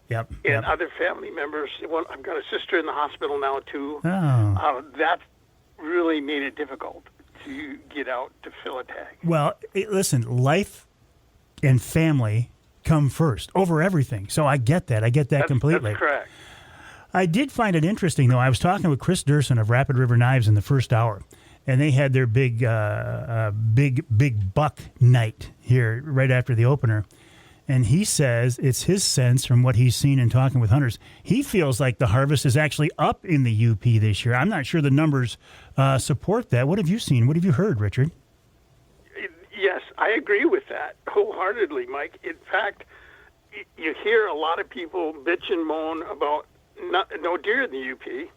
When you look at the deer registration figures for firearm season, one UP county is number 2 in the state so far for the firearms deer harvest. Menominee County in the southern UP had almost 3,000 deer reported. And the only county that had more deer reported was, I believe, one of the counties in the thumb had over 3,000. Sanilac, I think. Yeah, Sanilac. There you go. They had over 3,000. And Menominee County was number 2 in the state for the number of deer reported harvested during gun deer season. And I was on the road delivering books the second day of gun season, and Gary's Quality Foods in Wallace processes deer, and they had deer stacked up outside the processing facility waiting to be processed. They took in 80 deer the first day, and they had at least that many waiting to be processed on the second day of gun season. And Delta County, the same thing. I just read something from a hunter from Gladstone in Delta County. He brought a deer to be processed at Soderman's in Gladstone, he had ticket number 1018, and it was like the second or third day of the season. Wow. Success has been terrific in the southern UP. Delta, Menominee, Iron, Dickinson counties, even though their deer numbers are down from the past, they still have good deer numbers. Well, I mean, I don't know what to make of that, only to say that, boy, that seems encouraging. Yes, it is. And what is partly responsible is we had a record mild winter last winter. Yeah. And the year before, we had extremely warm temperatures the first week of gun season. Success was very low because of weather, and I think there was a major carryover of deer from a year ago with low harvest that hunters are taking advantage of this year. Those counties that you mentioned in the UP there, are those counties, any of them agricultural? Because I know downstate there was very little standing corn, and down here when the corn is down by the firearm opener, it makes a difference. Yes, exactly. And most of the corn was cut in the UP as well. Menominee County is, at least the southern half, is highly agricultural. And Delta has some, Dickinson has some, Iron has some agricultural too. And that's, it being in the southern part of the UP, they get less snow, have a longer growing season, and that's responsible for the agriculture in those counties and the higher deer numbers. So, and these numbers are based on DNR numbers that come from the mandatory reporting system, I suspect. That's where you're getting them from, right? Exactly. Do you... And I'm sure it doesn't include all the deer that are harvested. Some people don't report. We know that from the last 2 years.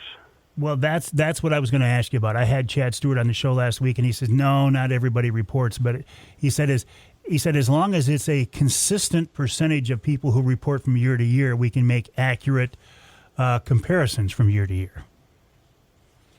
Right. But based on the data from 2023, about 30% of hunters didn't report their kills. Did not, you say? Did not? Yes, that's correct. Do you think it's a protest against the DNR, or do you think it's just too much of a hassle, or people are not technologically enough astute, or why do you see that such a third of the hunters are not reporting their kill? It's a combination of those factors. Some don't have cell phone access or internet access by their camps. Some are not literate and have difficulty using internet stuff. Mm-hmm. And some, the level of support for the DNR is at extremely low levels. A lot of people, especially in the UP, are frustrated with the poor management in the region, deer management, and it's kind of a protest. And a lot of people don't think the data they report is going to be used in a favorable way. Well, listen, I have to follow up on that, but we have to take a break, Richard. We're talking with Richard P. Smith, noted outdoor writer, hunting expert. His website is richardpsmith.com. That's richardpsmith.com. Richard is heading below the bridge here very soon on his yearly book signing tour. We will have the details of that coming up after the break. But Richard's website is richardpsmith.com. That's richardpsmith.com. We'll talk with Richard for a few more minutes. Then, of course, we'll wrap up the show with wild game chef extraordinaire Dixie Dave Minar. My name is Mike Avery. This show is called Outdoor Magazine. My website is mikeaveryoutdoors.com. My email address is mike@mikeaveryoutdoors.com. I'd love to hear from you. Let me know what you think. Let me know what's on your mind. I'm not as smart as Richard. I don't have the experience as Richard. I don't even have the stories Richard does. He did get me with shooting all those deer, though. We'll take a break. When we come back, more with Richard P. Smith, richardpsmith.com.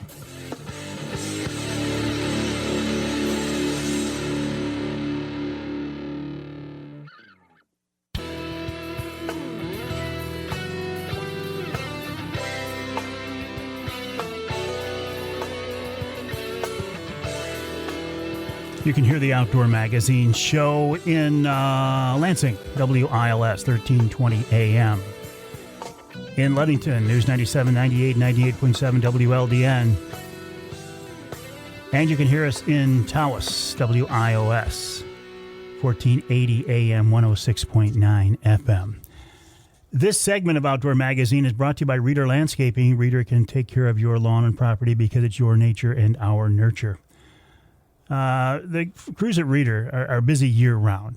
I mean, in the summertime, the slogan is let them create an outdoor getaway in your backyard. At least that's the slogan I like to use because they have for me. This time of year, though, it's more cleanup. It's more holiday, holiday planters. You call them in, you make your order, they bring it right to your house. How cool is that? With these colder temps coming here now, and the thought of maybe some ice, maybe some snow. There is some snow up north that maybe you're going to be thinking about snow removal. And maybe it's time you say, look, I don't want to shovel snow anymore. Well, the folks from Reader can help you out with that. Check them out online at readerlandscaping.com. That's readerlandscaping.com. Right now, we're talking with Richard P. Smith, his website, richardpsmith.com. Richard, before the break, you talked about the sense of dissatisfaction with the DNR among a significant percentage of Michigan hunters, especially deer hunters. And I would think that what I'm calling, my word, Avery word, the debacle with the DMI, the Deer Management Initiative, and the fact that all those suggestions went in to the NRC, not DNR, NRC, and nothing came back out. I get why some people are frustrated, don't you? Yes, most definitely. And that you can just add the DMI debacle to the list of deer numbers have been steadily declining in the UP. And a lot of people blame wolves, and wolves are part of the problem, but not the total problem. And the DNR and NRC are not doing anything to address these. The DNR had made recommendations 2 or 3 years ago to go back to one unrestricted tag on combination deer licenses for the UP and to allow archery bow hunters to harvest antlerless deer again throughout the UP.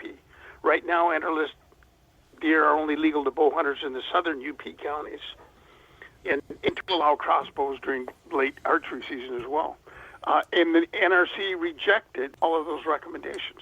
Those would have been all positive steps in managing UP deer. And of course, not everybody agrees with that, but based on the science and the biology, the DNR made those recommendations that were rejected. So then should hunters be mad at the DNR or the NRC? Well, most hunters are mad at the DNR. Some of them don't understand that the final word on management decisions goes to the NRC. Yeah. They're the ones that make the final decision on changes, and they've been doing a terrible job. That's Smith's words.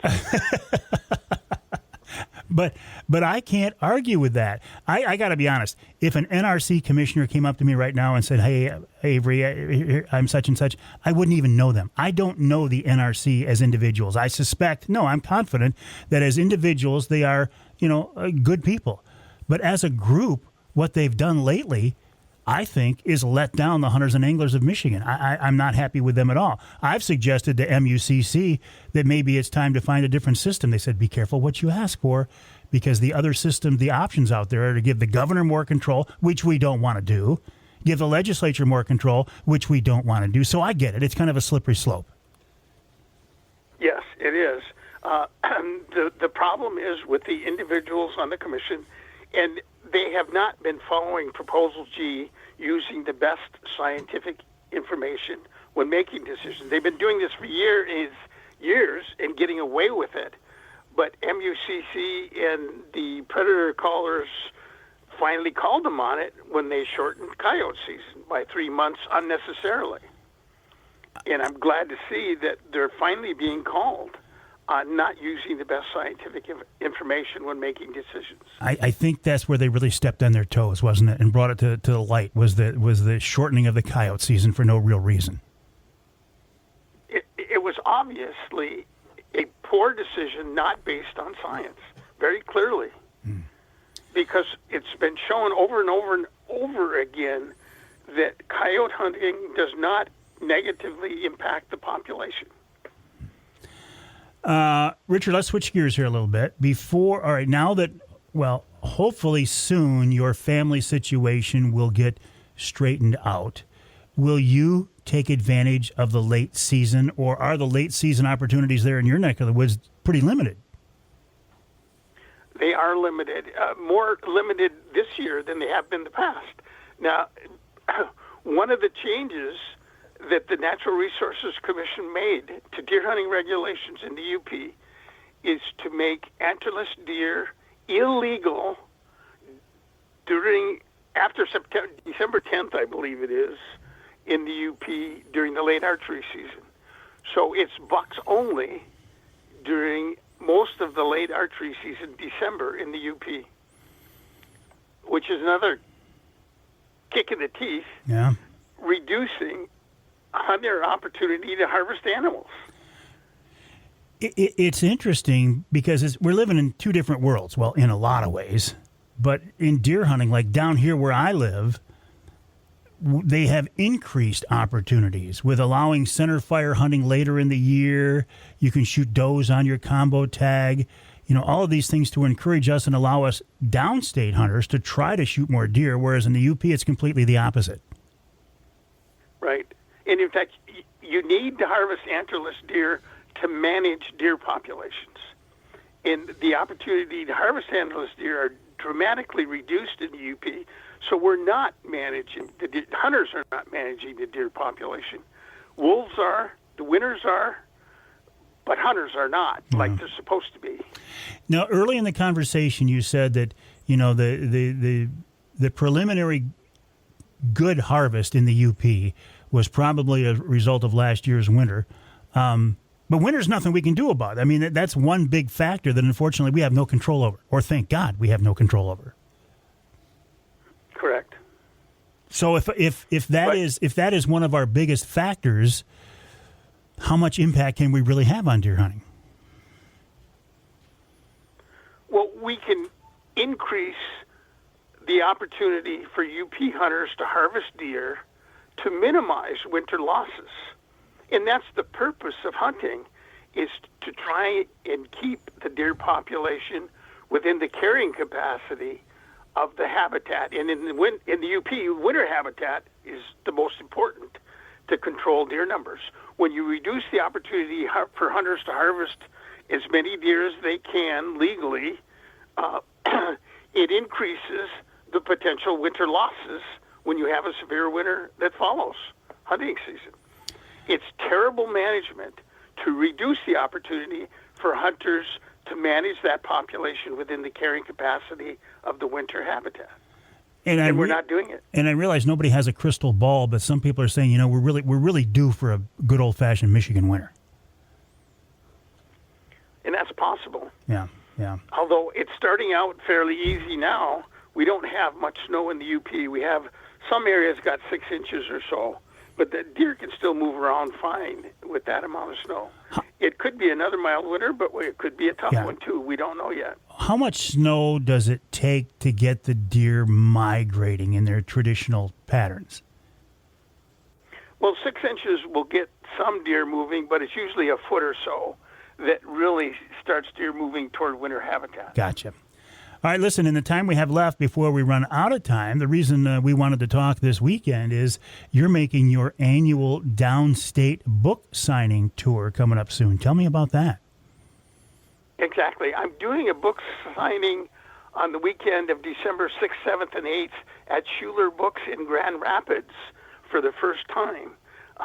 This will be a first time there, and I'm looking forward to seeing a lot of people who haven't been exposed to my books stop by and buy them as gifts and for their own personal use for deer and bear hunting at Schuler Books in Grand Rapids. And the following weekend, December 13th, 14th, and 15th, I'll be at Schuler Books in Okemos, where I've done signings in the past almost every year during December.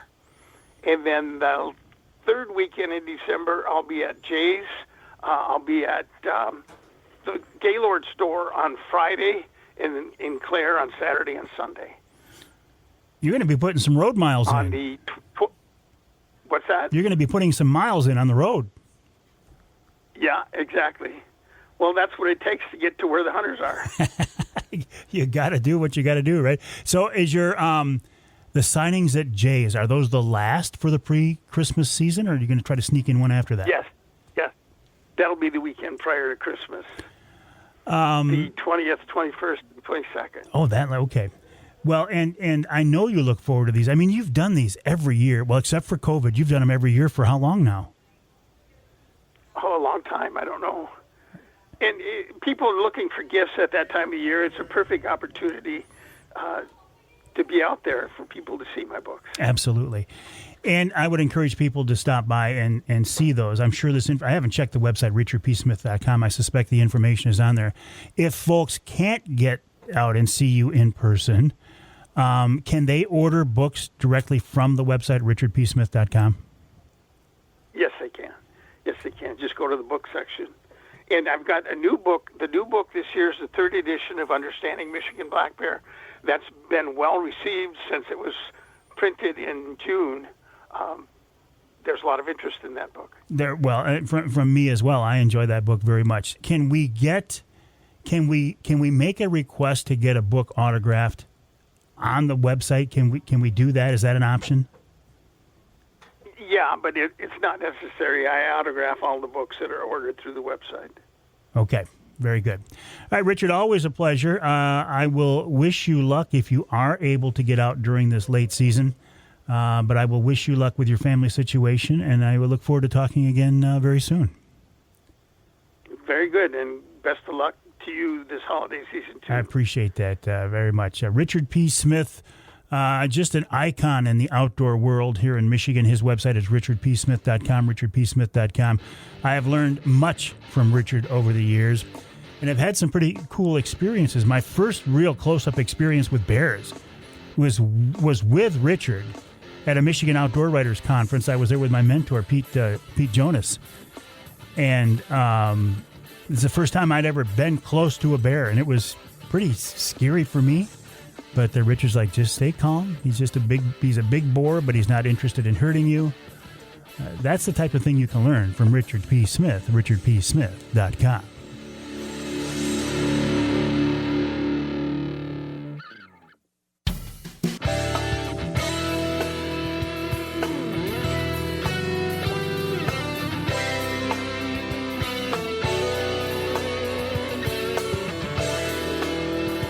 You can hear the Outdoor Magazine show in Manistee, WMLQ 97.7 FM.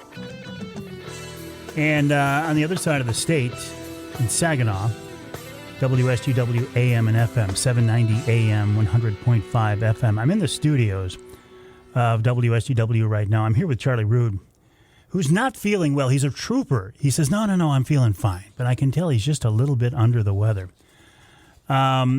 Charlie, doing a great job. I appreciate that. There were some treats in the studio this week, right? I brought in some Michigan brands, some different flavors. Charlie, which one did you like? The teriyaki pineapple. He liked the teriyaki pineapple. This is one of the new flavors from Michigan Brand. If you go to the website, michiganbrand.net, michiganbrand.net, you can order those new flavors, or you can find a store locator button, put in your zip code, and you can get the store nearest you. So anyway, Charlie, thank you. I appreciate that. I brought in some treats for Charlie and for Jonathan Dent and for Art Lewis here as well. This segment of Outdoor Magazine brought to you by the truck trolley. I appreciate this truck trolley. It's one of those products that you get one installed and you go, why didn't somebody think of this before? It is a removable bed that lets you get access to everything in the back of your truck. Before, I had an old man's hook where I would reach up into the front of the bed and slide back whatever I was looking for. These days, I just take the truck trolley and I slide it out and I can reach everything back there. It's great for hunting and fishing gear. It's great for groceries. It's great for sporting goods, golf equipment, although I haven't used my golf clubs in a while now.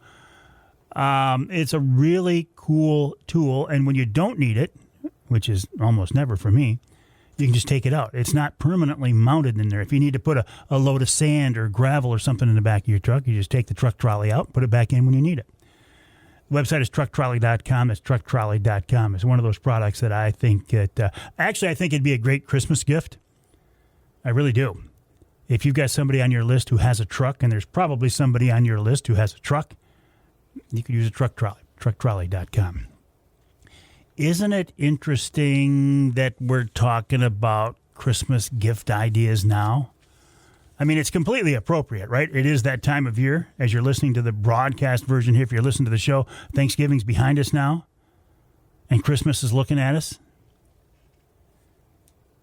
Time does indeed fly. And before you know it, we'll be talking about 2025. How does that happen? I'm just glad to be here to talk about it. I got to be honest with you. It's been an interesting year. It's been a challenging year for a lot of people. But it's been a good year, too, right? One of my goals... Listen, I had some goals going into this year. My goal is to shoot a nice Michigan turkey. My goal was to shoot my first Michigan bear. And my goal was to take a big Michigan doe. Well, I shot my big Michigan turkey. I did that the opening day of the season over at my buddy Scott's place. Thank you, Scott. I appreciate that. I was able to shoot my first Michigan bear with Johnny Bowler, the Bear Whisperer. Decided to take that animal this time with my Michigan-made 350 Legend. Man, that thing did the job. And here in the studio, in fact, today we were enjoying some Michigan brand products, and I brought in some Michigan brand bear brats from my bear for the guys to enjoy, take home, and see what they think. MichiganBrand.net, by the way. Now we are into the late season. I did not see an animal during the firearm season. Didn't see a doe, didn't see a buck. Didn't really matter. I mean, I was playing cat and mouse, right? I was sitting on the wrong food plots. When I was on one food plot, they'd show up on another. That's fine. Like I said, I was just glad to be out there. Out there spending time with my family. James shot a nice buck in Illinois. Addison shot a nice buck here in Michigan, a monster buck in Illinois. Trent shot a real nice buck opening day.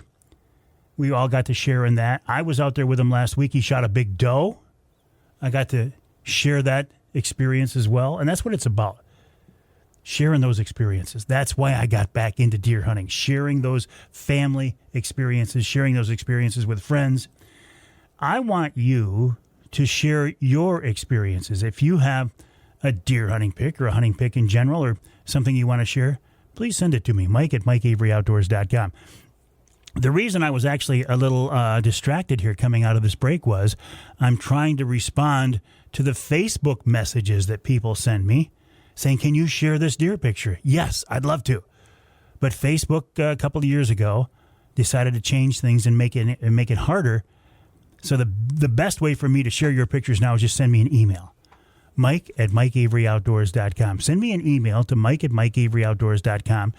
Send the picture you would like me to share and tell me a little bit about it. Who the person is in the picture. If you don't mind, what part of the state. I'm not looking for your honey hole, but is it a southern Michigan buck? What county would be great? Just something to make your post a little more interesting for people who are looking at the story. So send me an email to Mike at MikeAveryOutdoors.com. Please, I would encourage you, put the animal's tongue back in the mouth. Although, I got a new tool. I've got a magic eraser, which came with the Apple OS update. I can take the tongue that's hanging out of the side of the deer's mouth, and I can make it disappear. Modern technology. Mike at MikeAveryOutdoors.com. We'll take a break. When we come back, we'll wrap it all up with wild game chef extraordinaire Dixie Dave Minar right here on Outdoor Magazine.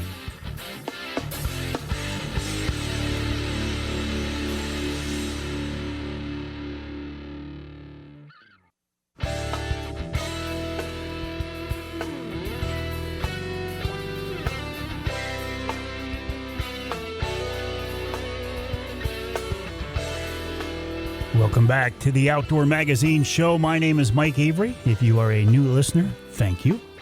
If you're somebody who's been around for a long time, thank you. And if you have been with us before, you know I like to wrap up each week's show with wild game chef extraordinaire Dixie Dave Minar. This week is no exception. I wouldn't want to disappoint you. Here he is, the man himself, wild game chef extraordinaire Dixie Dave Minar. David, welcome back. How are you? I'm very good, Mike, and I'm glad you're doing good. You know, I am, Dave. I'm doing very well. I'm doing well, and I'm feeling very blessed to be here. And I appreciate you asking about me. And you know, what do you have on in store for us this week? I suspect it's another venison recipe. It is. It's a venison steak pizzaiola. It's an Italian-style dish, and it's on page 104. We did this for the TV show, and we got great response, and we did this for specials at the restaurant when we had the restaurant, and it went great. So excellent. Let's hear it. Okay, we got about, you need about 8 ounces of loin steak would be good, and you could pound this down between saran wrap. A lot of times they're going to, if you have your venison commercially done, they make smaller steaks, and so you might want to have a couple of them. So, and for the sauce, you're going to need 4 to 6 cloves of garlic sliced very thin or ground up, chopped up. It's whatever you like. A couple tablespoons of capers, 12-ounce package of fresh mushrooms sliced thin, 1 medium onion sliced thin, a green pepper, same thing, sliced. I like to put anchovy fillets in this. Most people wouldn't. Most people would not. No. They would not know that you even put it in there. But, really? Italian people put a lot of anchovies in a lot of different dishes. All right. You need a teaspoon of basil and oregano or Italian spice, a large can of whole California tomatoes, or you can use diced if you like, half a cup of Marsala wine, which should be maybe about 4 ounces, half a cup of black olives. Kalamata olives would be great for this dish. Black pepper ground over all the meat, flour to dredge, and olive oil to saute. So you're going to make a sauce first, which is kind of backwards from what we normally would do. You're going to take in a nice heavy 2-quart saucepan, add a small amount of olive oil. When hot, add the garlic, the mushrooms, the onions, the olives, and the green pepper. Saute it for a minute or 3, stirring it constantly. So when the onions are transparent, add the wine, the spices, the anchovies if you're going to use them, and the capers, and reduce it down half volume real fast. And then coarse chop the tomatoes, or you can use the dice. And don't use all the juice. Save it because you might need it to thin it down. Reduce fast over high heat to about 3/4 of the volume. Check for your pepper. The flavor is there, and all of the other flavors meld together real good. You can always add more. You can't take away. So taste it, set it aside. In a saute pan, heat it up real nice and hot. Dredge the pounded meat and flour because you're going to pound the meat down and with saran wrap and the meat mallet. Add a small amount of olive oil. Brown the meat on both sides. And then spoon this sauce over the steaks, as much or as little. And if you're going to have a pasta dish with this, you might want to save some and add with your, top your pasta with it. Cook till the desired tenderness done.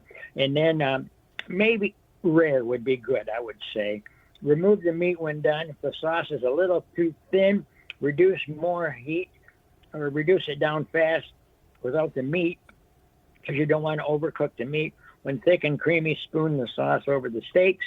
And if you got pasta to go along with it, so much the better. It's great. We had great response when we did specials with this. And what is it called? Pizzaiola? Pizzaiola? Pizzaiola. Pizzaiola. Okay. I remember this. I got to be honest. I don't remember this as well as some of the other dishes, though, David. Uh-huh. It's probably because there's not a lot of peppercorns in this one. Oh yeah, you can grind pepper all over everything. And I often do. Before you that's for saute sure. it. Yeah, I often do. David, listen, I appreciate that. I hope you, we're recording this just before Thanksgiving, but people will hear it after the holiday. I hope you had a great Thanksgiving, and I wish you a wonderful holiday season, my friend. You too, Michael, and everybody else out there listening. Absolutely. And did you want to talk a little bit, Dave? You want to hang tight after the show here a minute? Yes, please. All right, we will do that. Wild game chef extraordinaire Dixie Dave Minar, a big part of the Outdoor Magazine show. He really is. The guy's been a friend of mine forever. He was on the TV show, and he's been on, I think, every radio show, and I appreciate that. I also appreciate the fact that you have supported me over the years, you as listeners, whether you listen to the broadcast version of the show, which is what I always recommend if you can, or if you listen to the podcast version of the show. Thank you. I do appreciate it. I also appreciate you following me on social media. Social media is such a big part of the world these days, and I keep it as social media. It can be anti-social media, but I don't allow that. I do not allow that on my social media pages. So the website, MikeAveryOutdoors.com. My email address, Mike@MikeAveryOutdoors.com. I'm also on Facebook.